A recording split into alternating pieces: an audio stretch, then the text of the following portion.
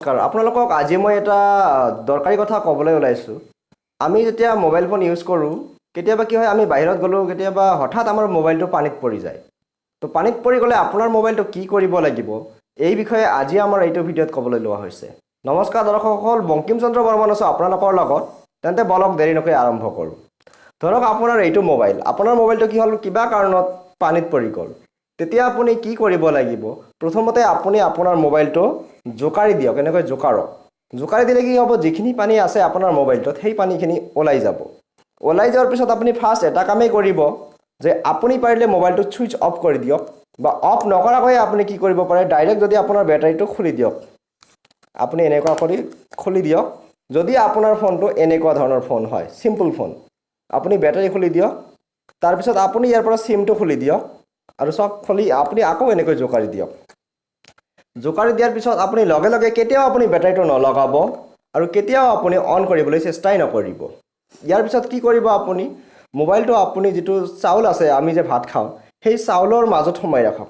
চাউল যিটো আপুনি বৈয়ামত ৰাখে বা য'ত ৰাখে আপোনালোকে, চাউলৰ বস্তাৰ মাজত এইটো 24 ঘণ্টামান সোমাই ৰাখক। সোমাই ৰাখিলে কি হ'ব, চাউলে এই মোবাইলটোৰ মাজত যিখিনি পানী সোমাই আছে সেই পানীখিনি শুহি ল'ব।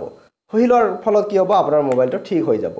তথাপিও যদি আপোনাৰ মোবাইলটো ঠিক নহয় তেতিয়া আপুনি কি কৰিব, আপুনি মোবাইলটো তেতিয়া এটা মেকানিকৰ ওচৰলৈ লৈ যাব। মই আচলতে জনালোঁ কিখিনি বেছিক্স কাম আপুনি কৰিব পাৰে আপোনাৰ মোবাইলটো পানীত পৰাৰ পিছত।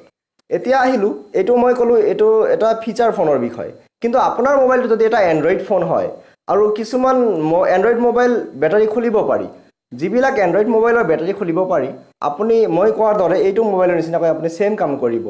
কিন্তু যদিহে আপোনাৰ মোবাইলটোৰ বেটাৰী খুলিব নোৱাৰি, তথাপিও আপুনি কি কৰিব, আপুনি লগে লগে আপোনাৰ মোবাইলটো ছুইচ অফ কৰি দিয়ক, অৰ্থাৎ পাৱাৰ অফ কৰি দিয়ক।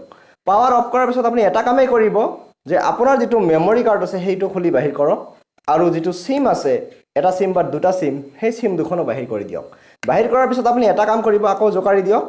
তাৰপিছত আপুনি পাৰিলে সেই চাউলত ৰাখক।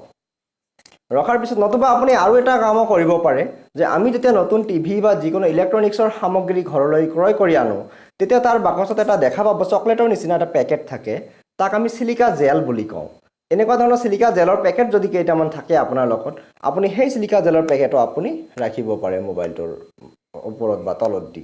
সেই চিলিকা জেলটো কিয় দিয়া হয় আচলতে ইলেক্ট্ৰনিক্সৰ পেকেটবোৰত, যে যাতে কিবা কাৰণত যদি ইলেক্ট্ৰনিক্সটো তিতি যায়, ভিজি যায়, তেতিয়া কি হ'ব, সেই চিলিকা জেলে পানীখিনি শুহি ল'ব।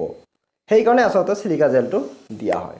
দৰ্শকসকল, আশা কৰিছোঁ আজি আমাৰ ভিডিঅ'টো আপোনালোকৰ ভাল লাগিছে। যদিহে ভিডিঅ'টো ভাল লাগিছে এটা লাইক এটা নিশ্চয় কৰিব, আৰু ভিডিঅ'টো আপোনাৰ প্ৰিয়জন আৰু বন্ধু বান্ধৱীৰ লগত শ্বেয়াৰ কৰক, যাতে তেওঁলোকেও এই কথাবোৰ জানিব পাৰে। আৰু এতিয়ালৈ যদি আপুনি আমাৰ চেনেলটো ছাবস্ক্ৰাইব কৰা নাই, তেন্তে ভিডিঅ'ৰ তলতে ইয়াতে ৰঙা ছাবস্ক্ৰাইব বুলি এটা লিখা আছে, তাতে আপুনি ক্লিক কৰি দিয়ক। আৰু ক্লিক কৰাৰ পিছত ওচৰত থকা বেল আইকনটোত ক্লিক কৰিবলৈ একেবাৰেই নাপাহৰিব, কাৰণ বেল আইকনটোত ক্লিক কৰিলে আমি আপলোড কৰা ভিডিঅ'ৰ নটিফিকেশ্যন সৰ্বপ্ৰথমে আপুনি লাভ কৰিবলৈ সক্ষম হ'ব। বহুমূলীয়া সময়কণ দি আজি আমাৰ ভিডিঅ'টো চোৱাৰ কাৰণে আপোনাক বহুত বহুত ধন্যবাদ।